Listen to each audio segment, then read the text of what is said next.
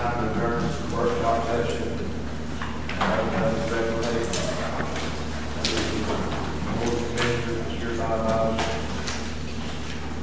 the state government, exercise, for conflicts and such.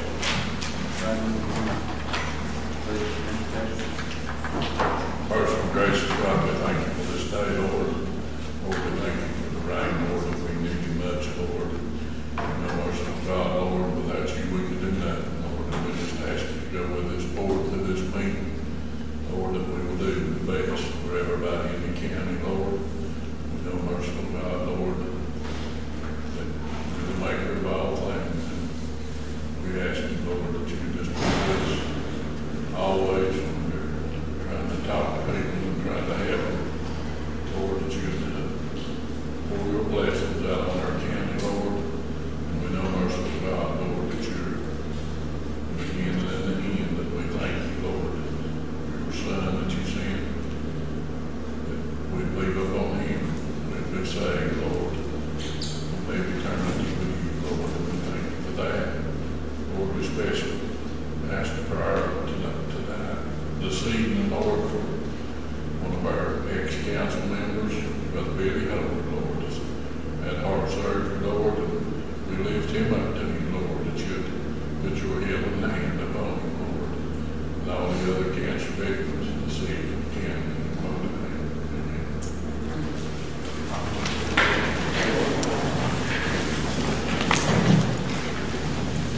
I pledge allegiance to the flag of the United States of America and to the republic for which it stands, one nation, under God, indivisible, with liberty and justice for all.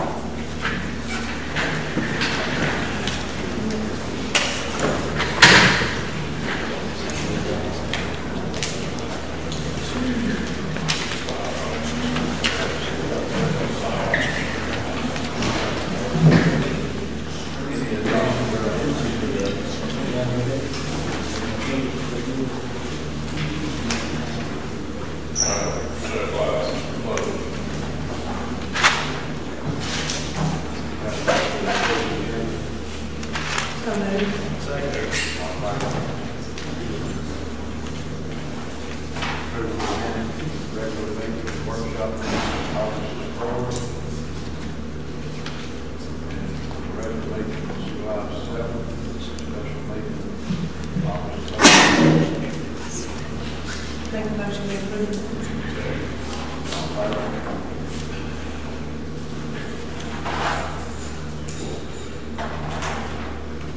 Darling, love you.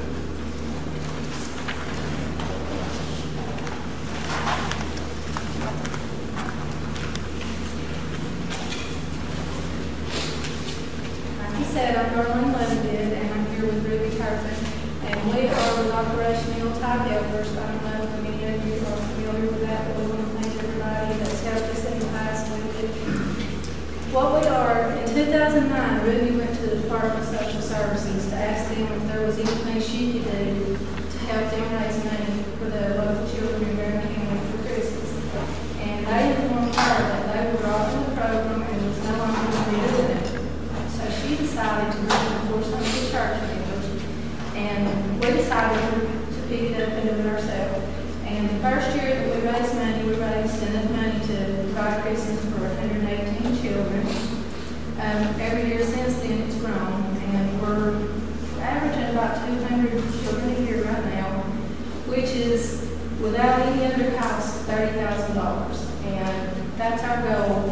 The minimum that we can do is $30,000. That doesn't include our cost for bags that have the gifts, or anything like that. Nobody involved in Yuletide takes any pay. It's all completely volunteer. We've done a lot of different things to raise money. We have a cantata every year. Right now we're doing Back to the Old Pathways, where we kind of go back in time to the 50s and we acknowledge some of the people, the local people from back in those days. A lot of the children are involved in it. We have auctions every year. We send letters out to all the churches and community businesses and try to get donations that way. And the community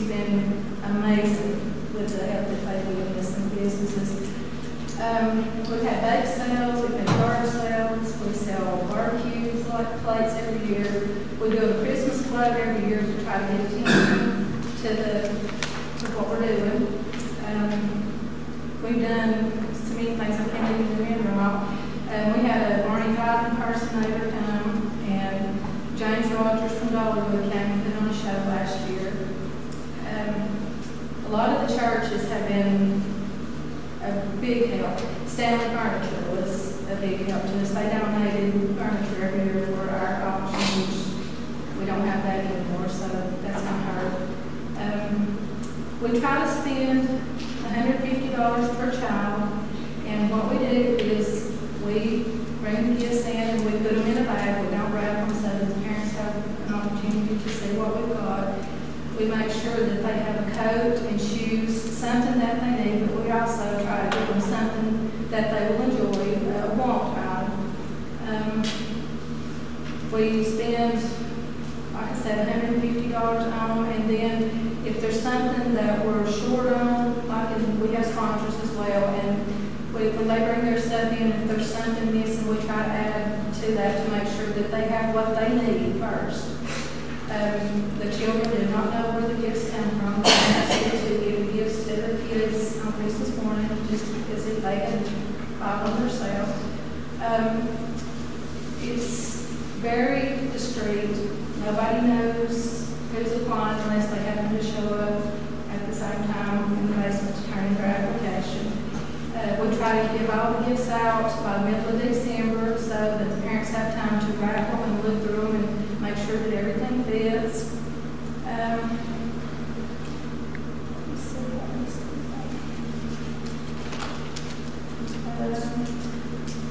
I talked a little bit about sponsors. What that is a lot of the churches and some of the businesses as well will sponsor a child.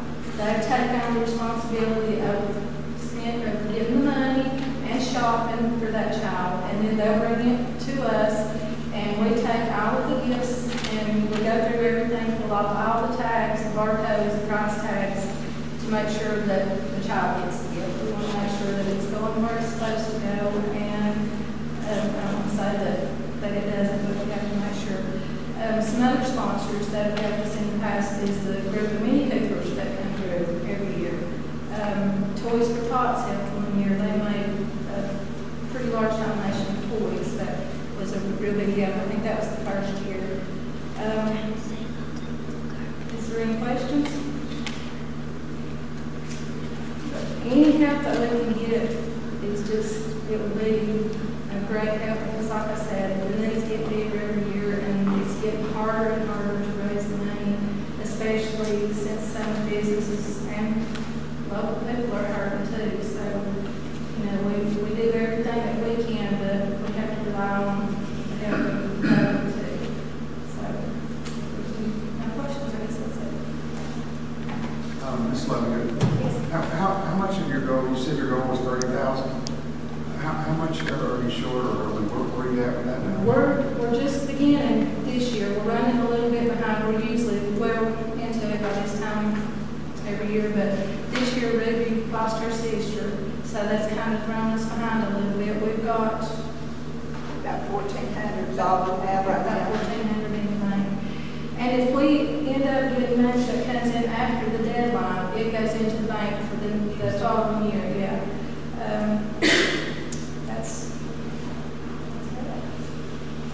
And anybody, we have an account set up at First Citizens Bank, and if anybody wants to make donations directly to the bank, they can go down there, and there's an account set up under your top helpers, and they can do that.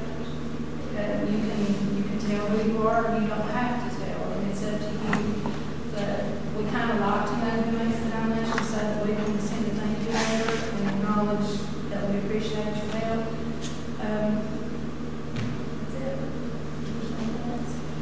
Thank you for that good work. Thank I you. really appreciate it. Thank you all for your time.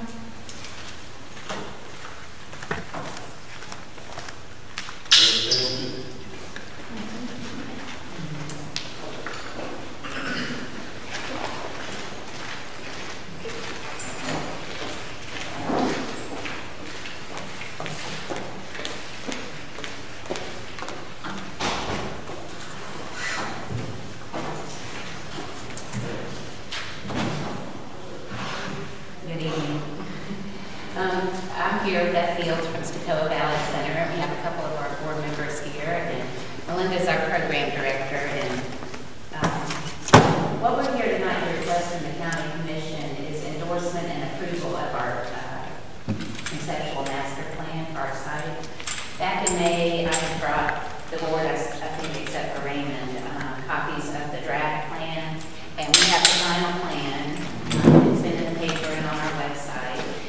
There's a lot of buzz in the community about it because it benefits the citizens more than a lot of the other programs we have. I don't know how this is going to be best to show y'all, but we have the master plan, which shows all the design elements that are incorporated.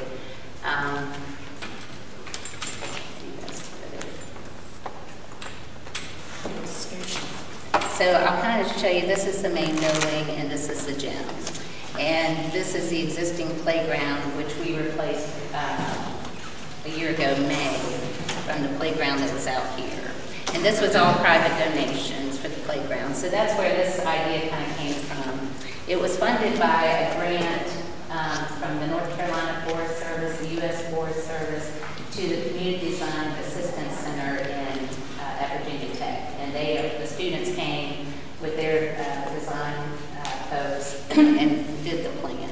So we had 3 public workshops where the public was invited to attend and give their input into the plan. So some of the elements of the plan include a half basketball court with some tiered seating. This is like a bank on the side that goes down like the ball field. This is a shuffleboard court, which was a donation was made from the Graham County Women's Club for that. This is an outdoor restroom facility. Right now we have no outdoor restrooms. The center, typically we leave there at 6 o'clock in the evening, and so a lot of people come after work to use the playground and there's no restroom facilities. Also, the existing pavilion is up here, and this design would move it down there, kind of making that the central area for either entertainment or, and we may keep the one up here, but this is really the true front of the school, and so that pavilion there kind of blocks it. That's the main entrance that the students came into. So we have that. Over here we have a story circle. The creek runs along here. There's a lot of plantings involved with this, a lot of landscape improvements. We do have some stormwater runoff issues over here and right here in the front circle, and so there's some plantings designed around that. We have the existing 1/3 mile walking trail, and so we would add off the trail a new section that would go down to the play park, if you will. Also, back here between the wings of the building, it's just empty now. People park back there, but it's not used for anything. So this would show a deck that would be put back there for additional seating for people to eat outside. There's also a wind sculpture. This is kind of a more detailed of that. So here's the wind sculpture, here's the walking trail, and then this is the deck with the handicap access. Right now, like on concert nights, just so you don't, are not rude and walk through the auditorium while someone's performing, people have to go down these steps to get to the other side or go outside and go around. So this could provide a level walkway, because right now the steps, the original steps over there at the school. This is along the walking path in the creek. So that's another element of the project. Yeah. And then this is a more detailed view of what I just described with the pavilion, the outdoor restroom, the half basketball court, and the kind of amphitheater seating around that. We could have dances and things on the basketball court as well. And then here's the playground and the shuffleboard. And this is just a design element of that, or what it could look like. And then here it is actually from the basketball court, with the main building being up here on that slope.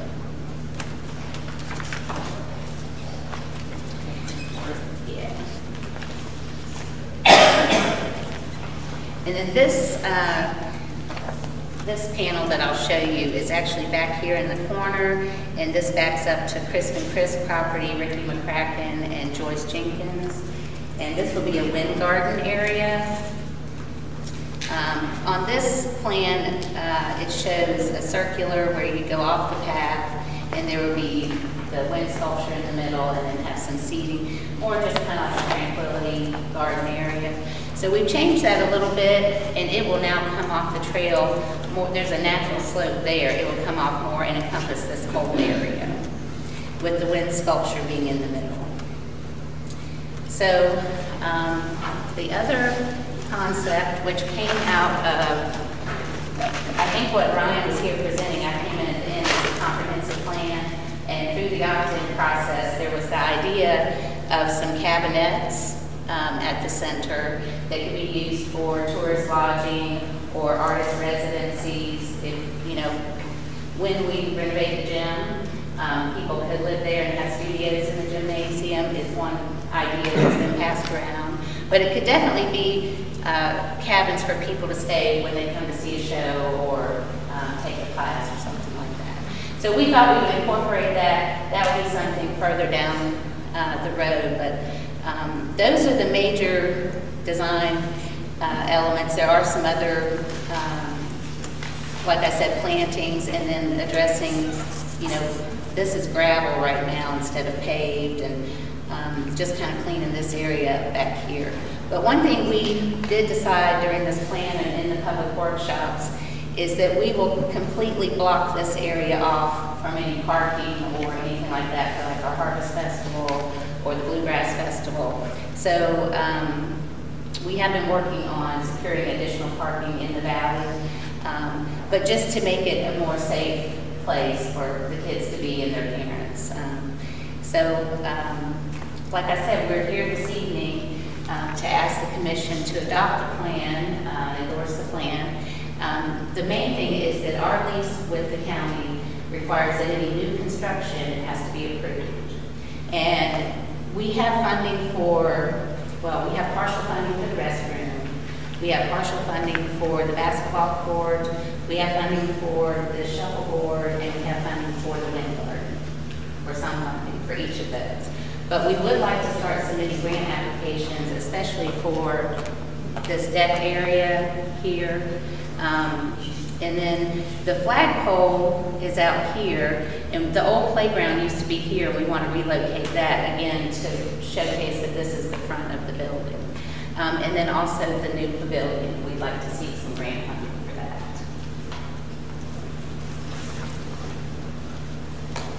Are there any questions about the plan?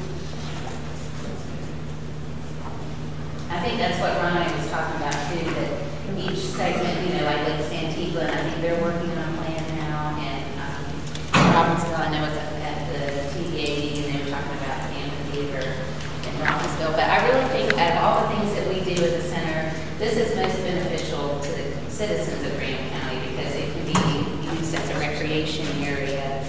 It's not just for tourists, it's mainly for the community.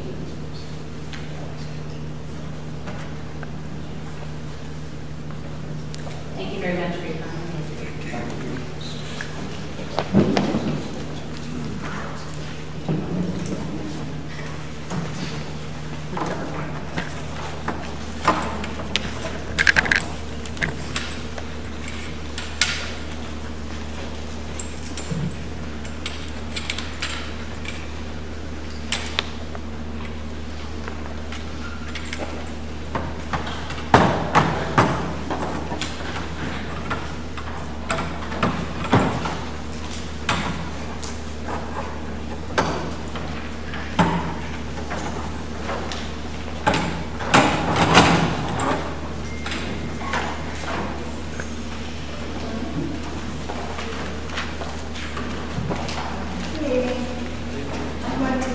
Financial highlights through the month of July, which is now finished closing.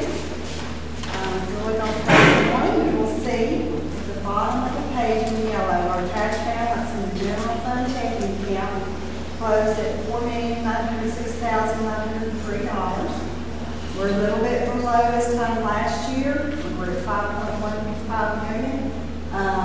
We are still waiting. I talked with Pam High-Song. I thought at this point we would have closing documents. Talked with her again this morning, and she's still waiting for the closing letter and documents from her supervisor. Everything's been approved. We got the letter of commitment about 2 weeks ago. I think I reported on that. So she's hopeful she'll have those documents by the next board meeting. She didn't promise it. She said she had reached out to her supervisor. Her legal counsel had one question. He's working with his documents, so she hopes to have it to me in a couple of weeks, so that will help our cash balance there. We'll flip to page 3, actually page 4. Our collections for property taxes. For real property taxes for July, you'll see that our collections for July 31st are $585,560. We are taking a little bit behind this time last year. We're waiting on the Brookfield money. That'll be a little over $1 million. Last year, at the end of the third, fourth week of August, we're hoping that comes in this month. Our DMV, this is through the BTS system, was $27,702.48. Of course, it's kind of interesting to look at our tax collection rate right now is at 9.48%. Of course, we have a little higher levy this year, so that's going to suppress that collection percentage just a little bit. Page 6, our total revenues collected for the month of July were $1,012,409. Our expenditures were $746,000. We have a surplus going into August of $266,724. Our sales tax on page 7, we have a positive variance. We collected $134,448. And we're up a little from this time last year, so I'm always happy to see when we're up, especially on our sales tax. And then in the last page, you'll see our collections of our receivables for taxes. We're still working on those foreclosures. We had about $522,000 in past due property taxes 2 years ago. We're at $187,000, so we have made a lot of progress there. Any questions on that? Okay, I do have our budget report for the month of July. We're doing fine, and we should be at 92% in our remaining budget. We are at 95% countywide. There are a few departments that are a little bit below that, but it's all explainable. For instance, finance, that's my department. We're running hot. But that's because I had to spend out about $15,000 on the audit fee, beginning of the audit fee, so that always puts me in a hot spot. Recreation's running a little ahead of itself, but we're in the middle of getting ready for football. We've had a lot of expenditures. We had to get quite a few helmets, and I think a couple of meetings ago we had to authorize those extra helmets because they did not pass inspection. And we had cheerleading uniforms. Of course, we had a fundraiser that more than covered that expenditure. But for the most part, our budget's looking fine through the end of July. You'll also note that I did a little analysis. We've been asked several times about what's been the impact of doing the work in here and getting things ready for the community. So I said, well, let's take a look at it. It's been about 7 months since we were able to finish that project. And on the average, we've realized about a $300 a month savings in our power bill. And if you extrapolate that over a year's period, that's going to be about a $3,600 savings in the power bill. If you take that over the life of this roof that we put on and the insulation, which is a 30-year roof, we'll have saved $110,000, which more than covered the $90,000 we spent to renovate it. I always like to see are we getting a return on our investment, and it looks like we will be. As long as we stay vigilant and taking care of things and trying to be more energy efficient, I think we're more than pay for itself. Any questions? And I do have a couple of to report on that, are kind of carryover items. And one request, we did get a request from Recreation for some additional football pants. And Mr. Sawyer says it will take about $3,500 to fund this. He's okay either way, but he did want me to bring this to the board. This would allow them to replace some that were ripped and torn up last year, and to allow the kids to have more than one pair for the games. And that's for me to bring up to you. This is for your consideration. Does he have a budget? Well, we've got plenty of money in for supplies. He did mention in his appeal that, you know, the fees that we get him for the ball game fees are usually fairly plentiful, but I've already budgeted for that revenue already. So, you know, I don't have much wiggle room there as far as the revenue goes. So it would mean he would need to be extra vigilant for other sports going forward. Basketball and he said he's okay either way, and he didn't want me to bring that. Well, my personal self, I don't think we go wrong.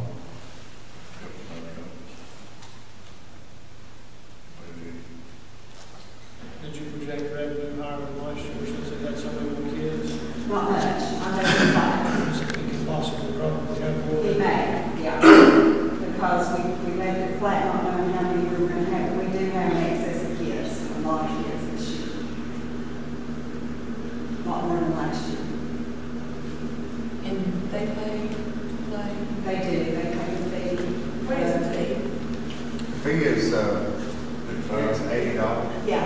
Hey, Child? It is, and the reason why it went to 80 was, in the past, we offered at the end of the year, folks better buy the jersey. Well, most people did anyway. So we just went ahead and adjusted it on the front and said they get to keep the jersey. Right.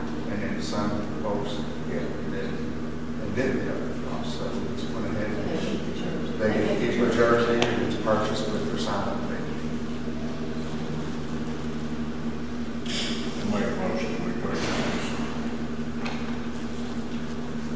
Second.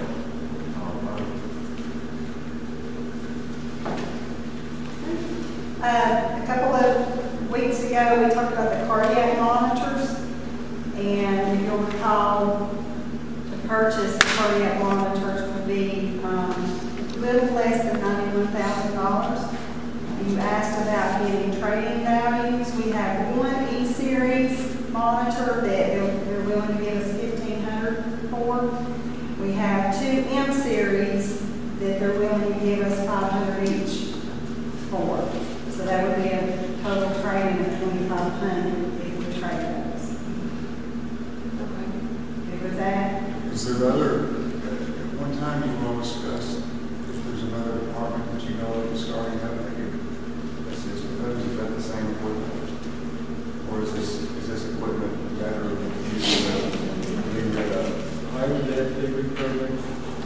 If they were given to another department, they had to be reprogrammed. We're going to start up departments that There's a code on it. You can put a code in the board, they can defibrillate somebody. You can make them automatic defibrillators. They just have to be coded. I didn't know if you say that like an AED or something like that. You probably couldn't set them up exactly like an AED, but you could set them up where you could do it if you was an intermediate. You could go with the basic with just an AED where you could did the intermediate stuff. I make a motion. Lane and Larry get together. And Keith and Finance Department need television donation. You know, Lane and Larry,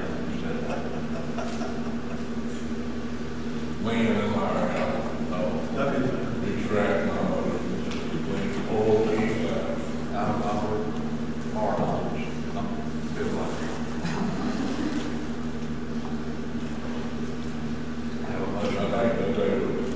benefit somebody else more than benefit us.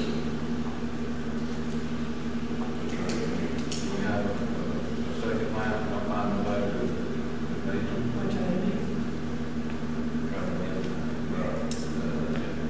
2 weeks. Find somebody 2 weeks and get and bring them. That way. That works. Second, we have a second. All clerk. I think 2 weeks ago, the board approved the purchase of 2 Dodge Chargers that are new Chargers. They should be here at the end of the week. And then he also directed Officer Jones to look for some, I guess these are 4-wheel drives that he had recommended. These are Dodge Nitros. He did find 2. He found one 2011 Dodge Nitro Heat. It's got 50,000 miles on it for $15,000. He also found a 2011 Dodge Nitro Heat with 31,000 miles. This particular one, he got a Carfax on. It was, it's been in Florida. It has no damage, but it has 3 owners. I don't know if that makes any difference. I just want to report that. For $17,156. He did say in one of his emails to me that one of these, the dealer is willing to take $1,000 off that. I think it's the older, or it's one of the higher mileage. I did not know what the board's desire was. I told him I would bring this to him. When you said I that, understand the ones that we told them to get on the ground. Okay. But I thought we also, we have to found in Georgia's initial government. Say that again, I'm sorry. I think That you lost. the Dodge Nitro was supposed to be in Georgia. One of them I think is, these are, but I don't know if they're the same ones that were originally. yeah, one of them's from Lincolnton and one of them's from Mooresville, North Carolina. Oh, so these are, okay. These are different, I think. Yeah, these are different. that was my understanding. But I keep, if you wait 1 day, you can lose. You'll lose them. Yeah, so I think he found these after they had already been sold. One of them's got, had 3 owners, it's got how many miles? 31,000. That's kind of cautious. If it's got 31,000 miles, it's got 3 owners. I mean, it's had to go through some. It's got problems. Fire. Well, myself, as a person, don't like that. So that maybe it's like 2, 3, I can't even grab it. It's had long after the bought decided to get rid of it, no more miles, I don't know what to do. Do you want us to have him look a little more? Just to. Tie the one up, the 50 and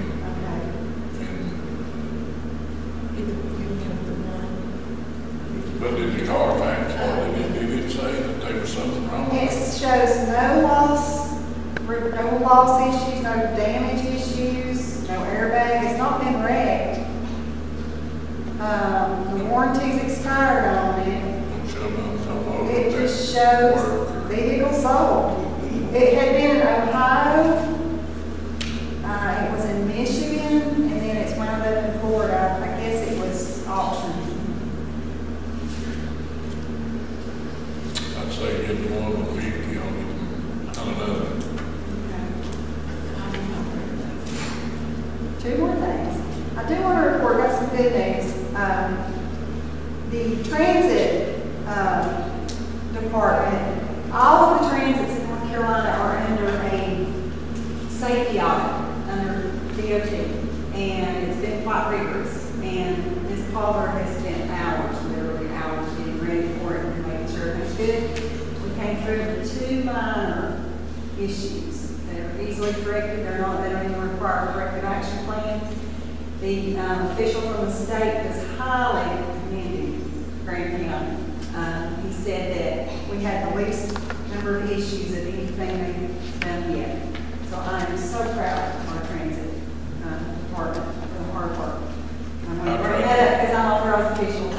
did all the work. I tried to get him to write up something so she wouldn't be such a big. She was very relieved because they had already done like other counties and surrounding, and they had pages of issues. So I want to bring that to the board. One more item.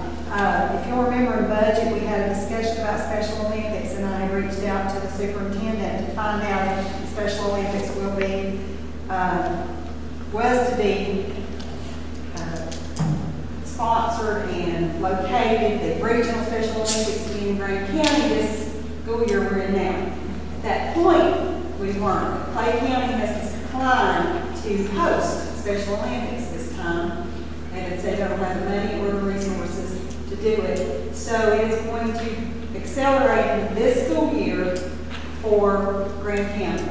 And during our budget conversations, the board had expressed that the year that we host, that we would sponsor up to $10,000. We budgeted for $5,000. And I mentioned to the superintendent that I would bring this and see if the board would be willing to accelerate that up to the 10, because we already decided we'd do it next budget year.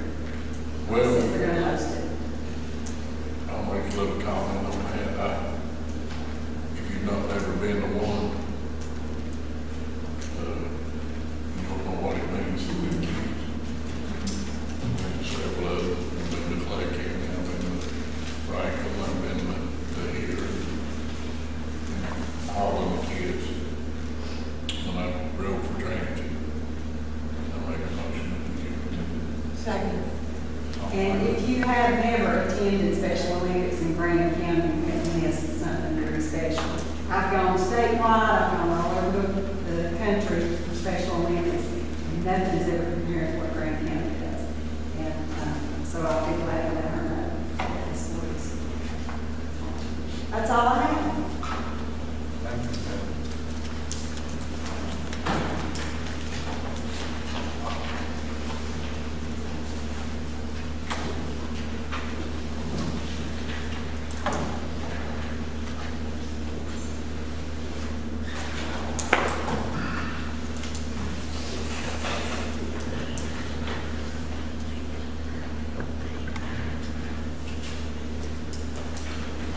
Mr. Jay Kelly?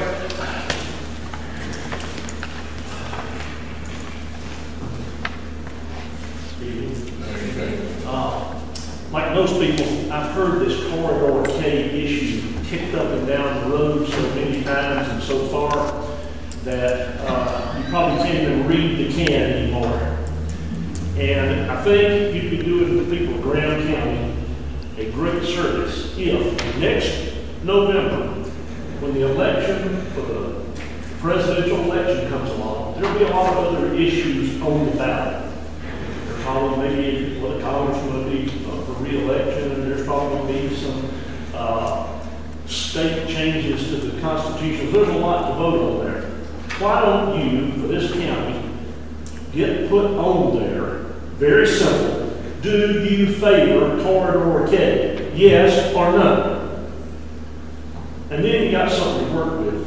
From what I can see, there's more people that are saying, we don't want that road through here. We don't want all that traffic. And there's people that say, it doesn't matter what you build here, it's not going to bring industry to Graham County. It may bring some more tourists. It might not bring more tourists because they're coming here to be in a rural area with 2-lane roads and not a 4-lane road. So, do the people a favor and let them have a voice in this. You vote, if they came in here right now and said, we've got $quadrillion, trillion it's going to cost to build that road. Do you want it, yes or no? And you say, yeah, we want it. Are you really speaking for them? Are you doing what you want? So give them a voice in this thing, and let's put it to bed. At least you'll know what they think. And that's all I got to say about it. When that road was first introduced, that budget amount was promised that road. And I want the government to keep up their promise and give us our road. But Bryson City was promised one, and their can is further down the road than this one is, and they hadn't got $1 yet. But that did get their portion of corridor K. Now, there is another possibility. Do people really want corridor K, or they want a bunch of money appropriated for it, and it's not going to be built, and then the county gets the money from it? What's the true motive here? What's the truth? Do people really, truly, honest to goodness think that thing's going to be built? The country's $20 trillion in debt. It's going to be even higher this time next year. And they're going to jerk about $1 trillion, $500 million in the joke these days for something as long and as big as this would be. When they start rolling $1 trillion out and they're going to put it into a county with 8,000 people in it, let's do the math. Corridor H, which is north of here, along the northern Virginia and Maryland border, is going to be built. It's in the final stages, and it's going to Washington, D.C. And it's going to have 40,000 people using that road probably a day, going back and forth, daily commutes. You think they'd have a better chance than 8,000 people? I mean, folks, I just want to put it in perspective. Let the people have some say-so in this. If Graham County got all the stuff that guy talked about over there, they could close down the state capitol and come in here, because there'd be more features in Graham County than there are in the state capitol. And probably even Atlanta could come in here. And it's nice to dream and all, but my goodness, what's reality? And I'm not saying good or bad for it. I'm just saying, just please let the people have something to say about it. Appreciate it.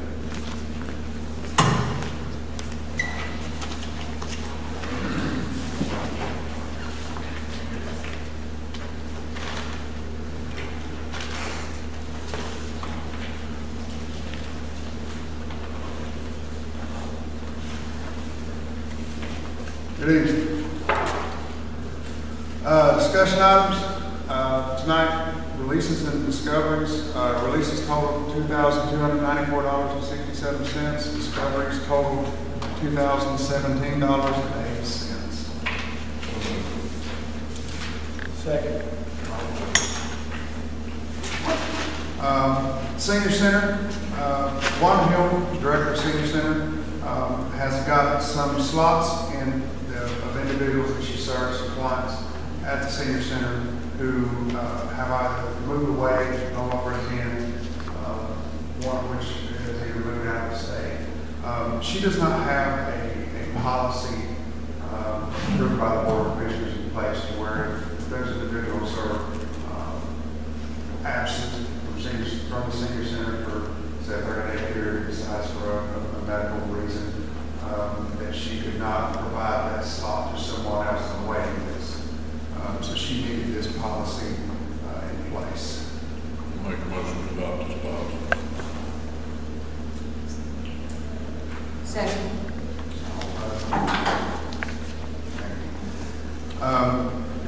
Needed approval above administration's spending limit for new jail uniforms of $1,924.93 for some new detention employees.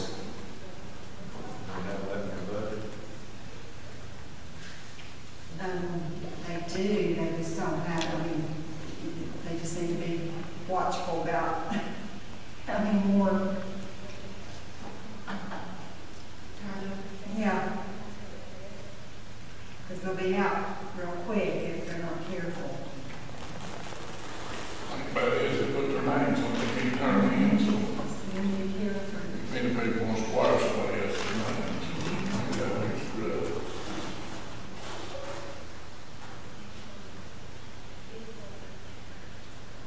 I'd recommend that they not put their names on them, if they leave, they turn their uniforms in.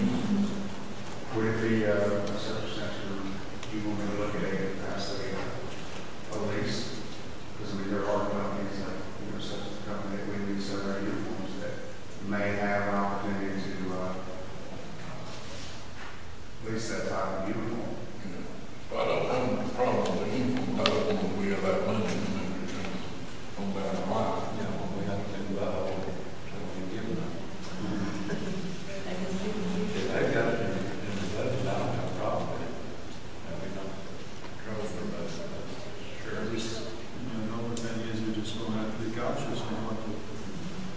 The way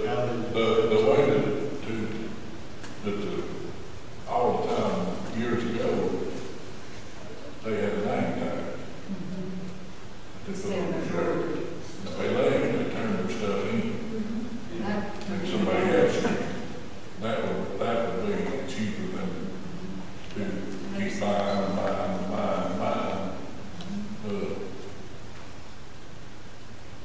Well, they should be having some of the other uniforms that were purchased turned in, that's my understanding. Now, I don't know why. If they got somebody else's name. They get with the order. Yeah.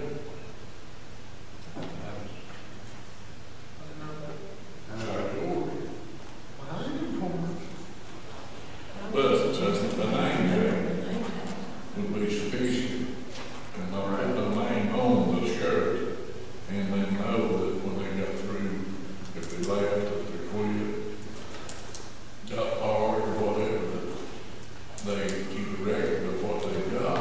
Yes, sir. And then they turn it back in. Yes, sir. It says, county asset, there would be no appropriate on these. I would recommend that. Well, I mean, you know, you put the badge on there, you know. Yes, sir.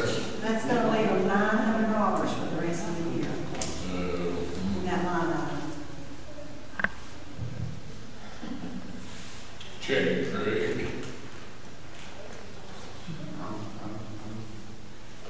It got brought to us, and brought it to That's just my opinion. It does what that's on.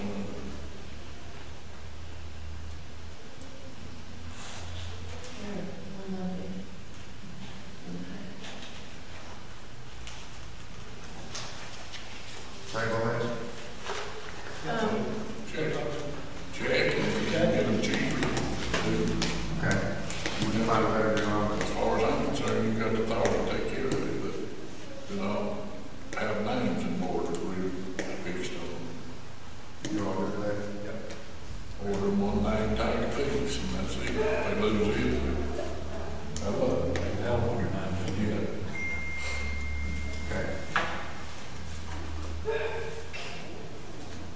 I remember when they did that. Don't you keep it? Okay. Not a problem. I need approval for travel for Larry Henry and Brian Johnson. We've got two separate trips. One is on September 9th, 2015 to Morganton. This is in regards to the emergency preparedness grant funding. And then on October 10th, 2015, for them to go to the yearly conference in Wrightsville Beach for emergency management. This is something that is typically in yearly. I know that this helps us get them big PM checks. I make a motion that we approve that travel. Second.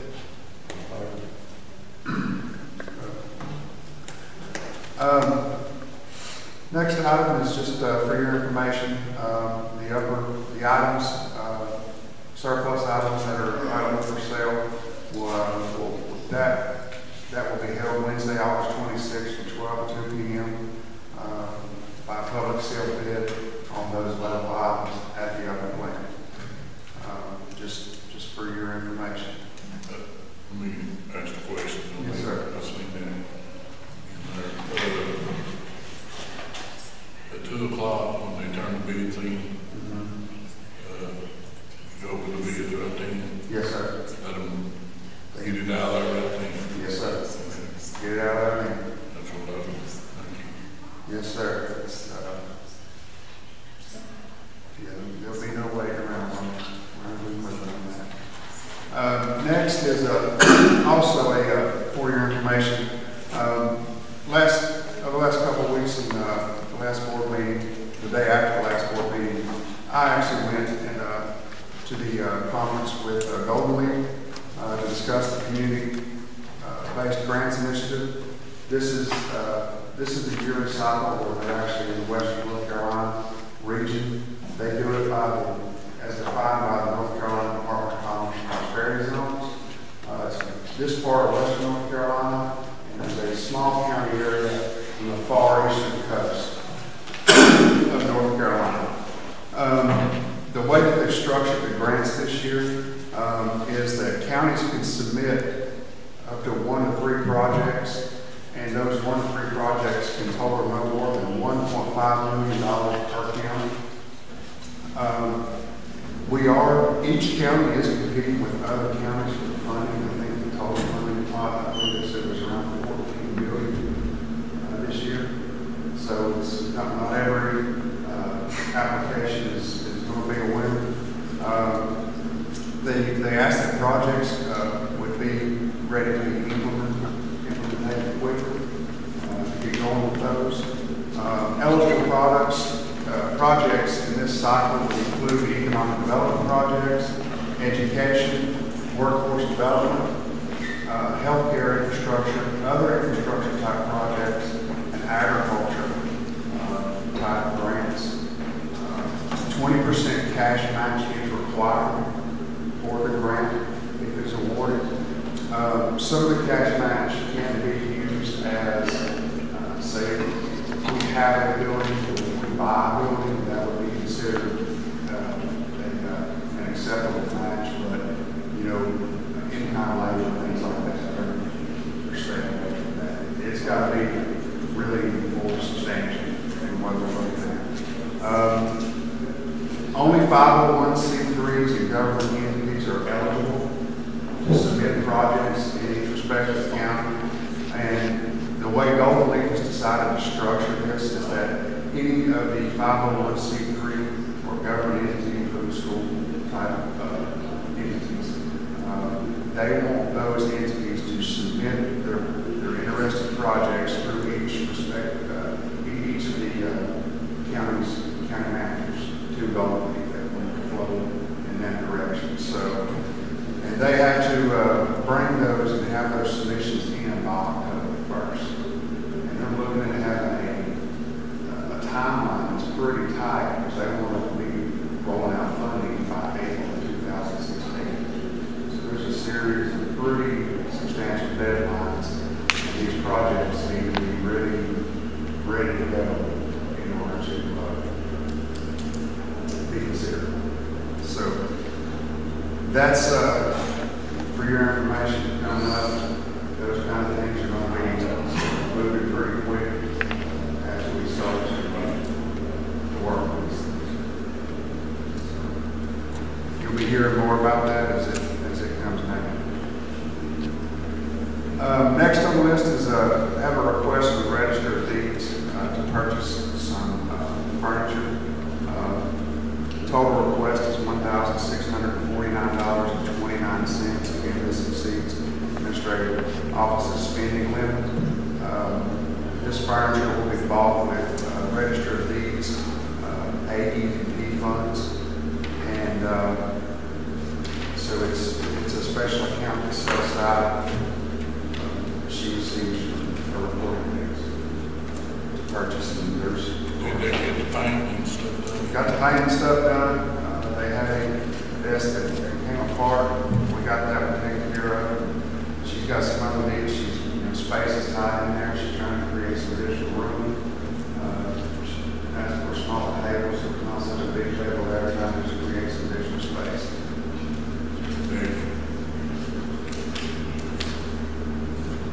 We can pull it out of AEP funds, which we got over 100,000 in that bank account. Over 100,000. Make a motion to approve this furniture. Second.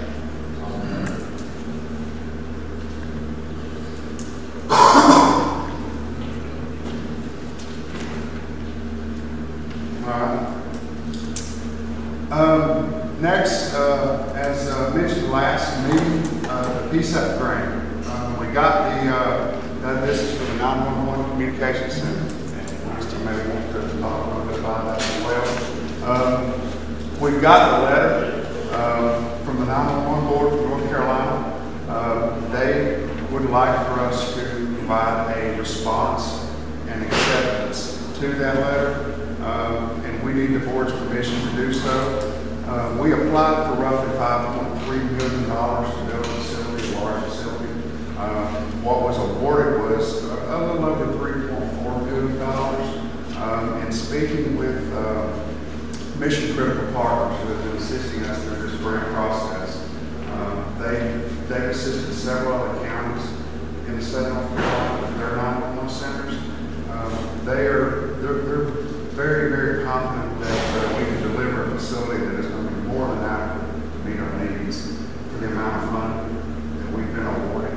Again, the county is responsible for some of the preliminary upfront at the site prep, any costs associated with getting the site ready for that, and it is a reimbursement plan, so we can spend the money out. Besides working. Well, that's it. We're going to have to sit down and do some planning and get a really good understanding of where we can place this. I think there's probably going to have to be some studies to say, hey, is there going to be interference, that kind of thing. They've all been checks on the places that are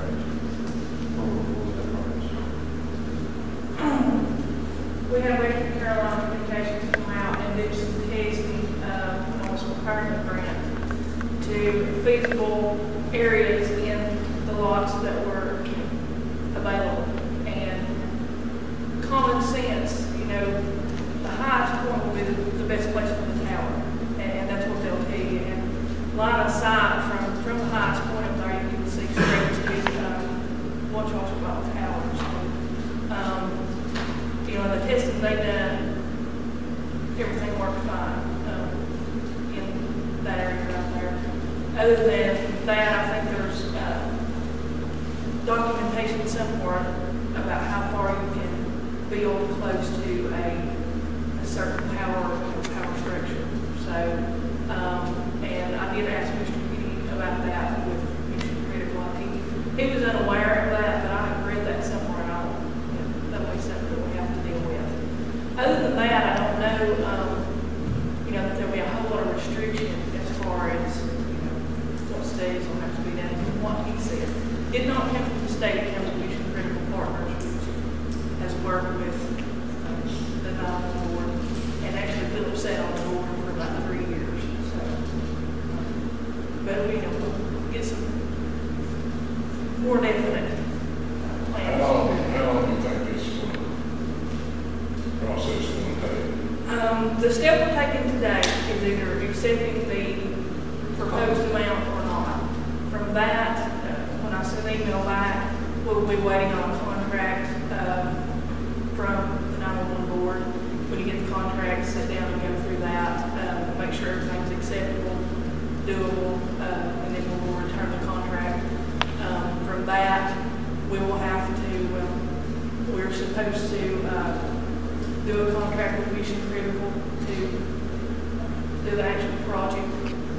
And once that contract is in place, it'll set forth the details of how long the project is. In the grant, If something's not, the reason I asked the question is going to be a year or whatever to get started. Something's going to have to be done with what we've got. Somebody's going to be killed or hurt, especially the animals can't get back millions and can't hear guns. I can go to Thunderbird and can't hear guns, and I can come to Robbinsville and everybody's just plain as day. that's in the radio system. yeah, I got with Western Carolina, had them come out on that issue of the Watch-Archer. And what they found was up there at the Watch-Archer Ball area, somebody is using the same frequency as our local government frequency, illegal because it ain't licensed with the FCC. And what they're doing at the Watch-Archer Ball site is projecting same as a 10 watt.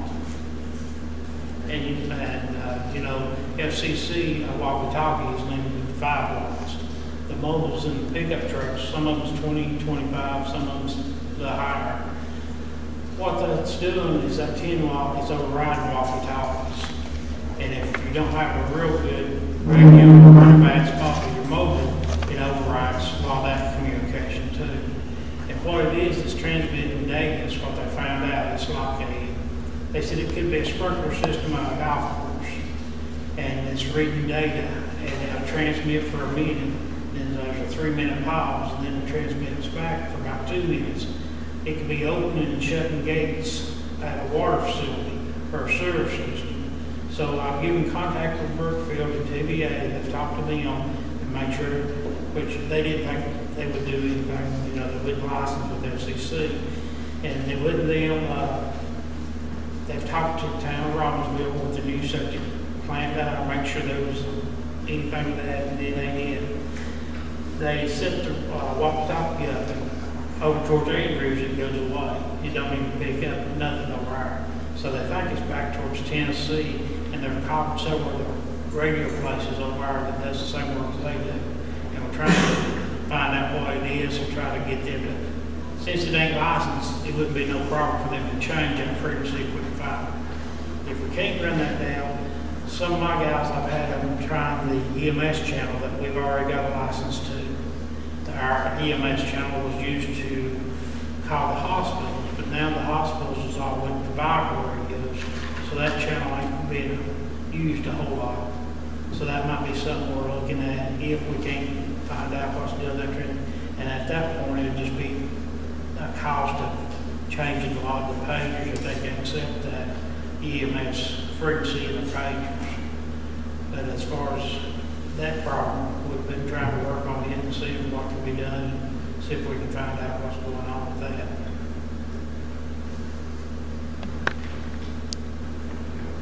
We have a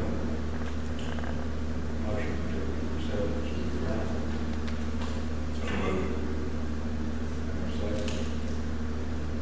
Second. I also would just like to take a minute to thank you for supporting me in doing that. I went in front of you last December to try to get that project going and ask for a little bit of investment, and I really appreciate the support I got from the board. You've done a lot of work on this, thank you. Very good. In budget, we discussed the repairing of the tennis courts down here next to the pool. We have searched for several different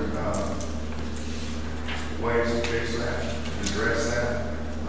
They range all the way up to $84,000. We kept looking, we go back and try to find a different solution. Jason Sawyer, the recreation director, has talked with some of the local players that use those courts to find out some of their ideas. He finally was able to get in touch with a gentleman who recently redid some courts over in Murphy for them. This gentleman came in within a lot closer to the budget that we allocated for this year to repair those courts.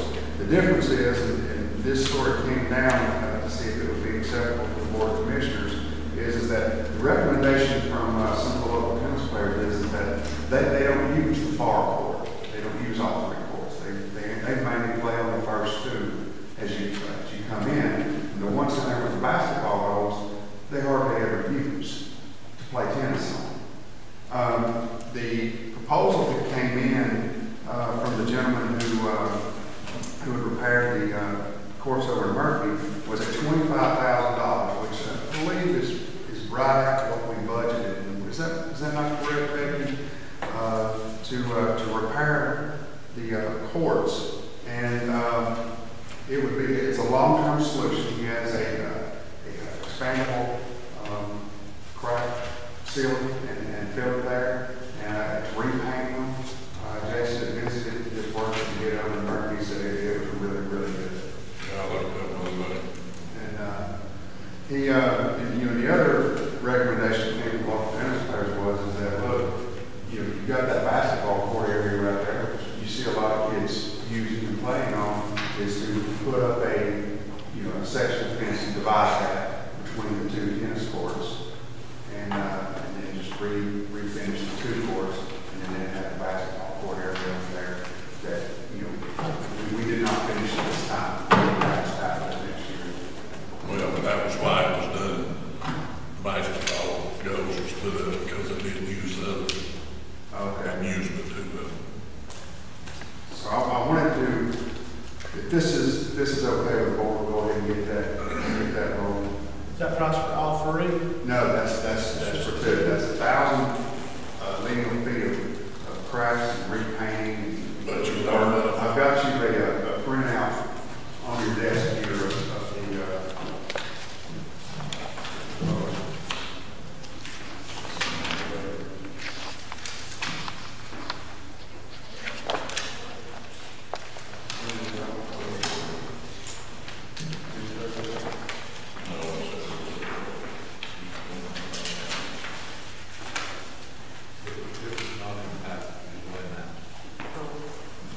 no, that's not impacted, it was loose. But it was fixed and it would, surprisingly enough, it's the only thing that we, when we looked at some of the different solutions that came in reasonably close to being able to pull. But we do have to get the lights fixed on that before we have a loan truck up there, on those lights fixed before they refinish this, and I want to have them before that. And then showing the face put up for the, Get out that. you separate the basketball. Yes, sir. From the tennis. Probably would need to put the picture on the meeting. I don't think it'll rain. You have to, what's on there, I think. I don't know, JJ's got one of those already. That's one for the board. The one down the far corner. Well, my love truck, we wanted to do that first. Yeah, we need to do that first, but the fencing is separate from this $25,000. That was a recommendation came from the local players. This 25 is just to fix the courts. So if you like both ideas, I can move ahead and divide the pricing on fencing on that section of fencing divided. And we'll make sure we do it right on whatever number we get towards that. We'll have things playing somewhere. Go to them, because they all kind of playing around. They've been fixed. I make a motion, we accept this price for fixing tennis courts. Second. And the fencing included. We got to get things separated.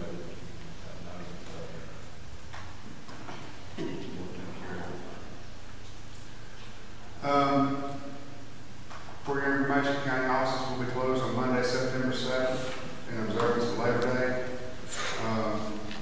And the next item is, Kim, we need to schedule a public hearing for the community development block grant in September at 5. Yeah, we thought that it was gonna be on a different date, but it's gonna be on the same date of our regular meeting, which I think falls on the, I want to say the 18th. But it's on the regular meeting. We may have to have a meeting after that to approve those minutes, and so she can send off. She has to send it off before October the 1st. Let's see. September the 15th. The 15th. That's our regular meeting. We'll just host the public hearing at that time. You go that for September 18th. Okay, and that'll be at 5. 5:30. September 15th. Yeah. Oh, September 15th.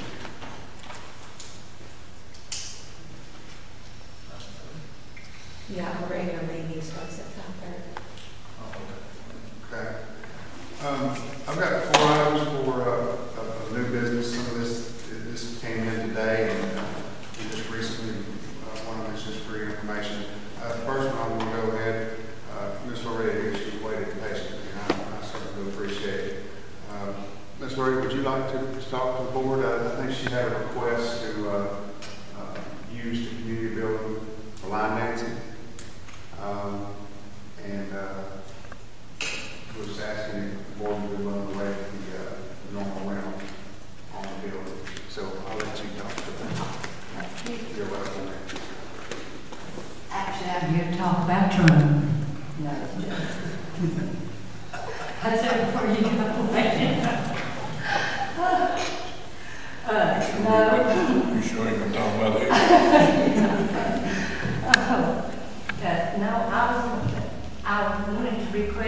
Thursdays for line dance lessons, and it's free, we don't charge.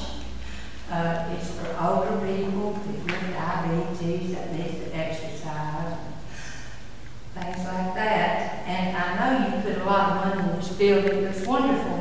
And if you require certain shoes or anything like that, I would be certain I would let anybody in if they didn't have them. And we take real good care of it, and it's not hot, it's just actually 4 steps and moving your feet and your arms. It's not that bad. I mean, I don't think it would hurt this floor or nothing. So, when do you let me know? I called and I talked to that girl that scheduled, and she said it was, it's open on Thursdays after 5:30. I mean, yeah, I said, well, we would come in around 6:30. And if you needed it for an emergency or something special, you could just let me know, I'm sure that you have it, on that Thursday. That's all I've got to say about it. Any questions? Thank you. Oh, you will. We'll we'll have Greg or Colin on to see. Okay, thank you very much. Thank you, Lord. All right. Give you the number.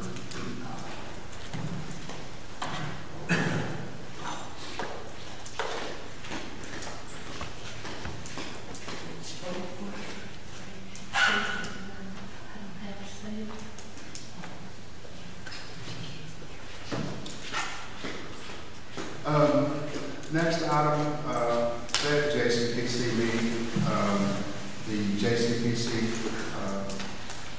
members asked if the Board of Commissioners would approve for Kim Beasley to be approved as a member of the JCPC Board. She's currently the clerk to that JCPC committee, and she was asked to serve as secretary. But any of those committees in the county there's a new membership that has to be approved by the commissioners. Make a motion to approve it.